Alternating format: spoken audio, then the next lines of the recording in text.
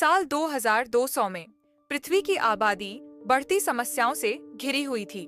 विज्ञान ने इतनी तरक्की कर ली थी कि इंसान ने दूसरे ग्रहों पर बसने के लिए सभ्यताएं बसाना शुरू कर दिया। उन चुनिंदा लोगों को जो भविष्य में इन ग्रहों पर मानव सभ्यता की नींव रखेंगे, एक एडवांस स्पेसशिप सोलिस आर्क के जरिए न्यू होराइजन्स नामक ग्रह पर भेजा जा रहा था। यह यात्रा 200 साल लंबी थी। स्पेसशिप में 1000 से अधिक लोग स्लीपिंग पॉड्स में गहरी नींद में थे, जिन्हें 200 साल बाद नए ग्रह पर पहुंचने से ठीक पहले जगाया जाना था।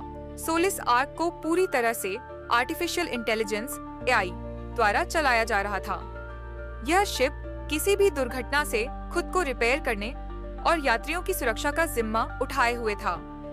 यात्रा के 80 साल पूरे होने पर शिप किसी अंतरिक्षीय मलबे से टकरा गई।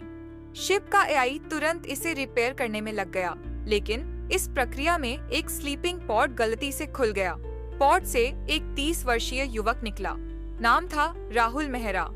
राहुल अपनी सामान्य उम्र में था, क्योंकि पॉड ने उसकी उम्र रोक रखी थी। जागते ही राहुल को लगा कि वो अब अपने गंतव्य ग्रह न्यू होराइजन्स पर पहुंचने वाला है, लेकिन जल्द ही उसे पता चला कि ग्रह पर पहुंचने के लिए अब भी 120 साल बाकी हैं। उसने पॉड में वापस जाने की कोशिश की, लेकिन पॉड खराब हो चुका था। राहुल ने शिप का पूरा एक्सप्लोर करना शुरू किया। इसमें अत्याधुनिक सुविधाएं थीं, एक hotel, club, theatre, swimming pool और बहुत कुछ। वह 1 साल तक अकेले इन सुविधाओं का आनंद लेता रहा, लेकिन धीरे धीरे उसे एहसास हुआ कि वह अकेलेपन के कारण मानसिक रूप से टूटने लगा है। राहुल ने शिप के अन्य पॉड्स की जांच शुरू की। वह एक पॉड में रुका, जिसमें एक बेहद सुंदर लड़की सो रही थी। उसका नाम स्नेहा कपूर था। राहुल का दिल कहता था कि उसे जगा दे ताकि उसका अकेलापन खत्म हो सके, लेकिन उसका दिमाग कहता था कि ऐसा करना गलत होगा। एक दिन नशे में राहुल ने अपने दिल की सुनी और स्नेहा का पॉड खोल दिया।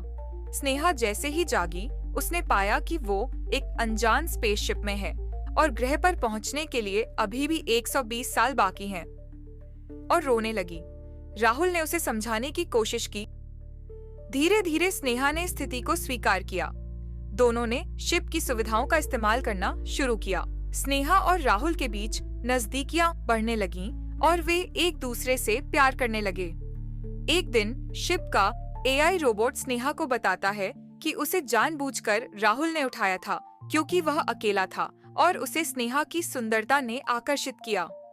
यह सुनकर स्नेहा का दिल टूट गया। उसने राहुल से बात करना बंद कर दिया। राहुल को अपनी गलती का एहसास हुआ। उसने स्नेहा से माफी मांगी, लेकिन स्नेहा का गुस्सा शांत नहीं हुआ। राहुल ने खुद को बदलने का फैसला किया। उसने स्लीपिंग पॉड्स का मैनुअल पढ़ना शुरू किया और दिन रात मेहनत करके स्नेहा के पॉड को रिपेयर कर दिया। जब राहुल ने स्नेहा को बताया कि उसका पॉड अब ठीक है और वह उसमें वापस जाकर अपनी उम्र रोक सकती है, स्नेहा तैयार हो गई। लेकिन पॉड में जाने से पहले उसे एहसास हुआ कि राहुल का दिल कितना अच्छा है और वह उससे कितना प्यार करती है। उसने राहुल को छोड़कर न जाने का फैसला किया। दोनों ने पूरी जिंदगी शिप पर एक साथ बिताने का निश्चय किया। उन्होंने शिप पर पेड़ पौधे उगाए, पेंटिंग्स बनाई और अपनी प्रेम कहानी को किताब में लिखकर शिप के हर कोने में रख दिया। 200 साल पूरे हुए। शिप अपने गंतव्य न्यू होराइजन्स पर पहुंच गई। सभी लोग स्लीपिंग पॉड से बाहर आए।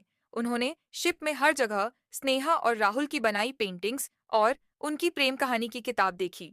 लोगों ने उनकी प्रेम कहानी पढ़ी और उनके त्याग और प्रेम को सलाम किया। स्नेहा और राहुल ने भले ही नए ग्रह को न देखा हो, लेकिन उनका प्यार और योगदान सभी के लिए प्रेरणा बन गया। स्पेसशिप ने न्यू होराइजन्स पर सफलतापूर्वक लैंड किया और एक नई सभ्यता की शुरुआत हुई।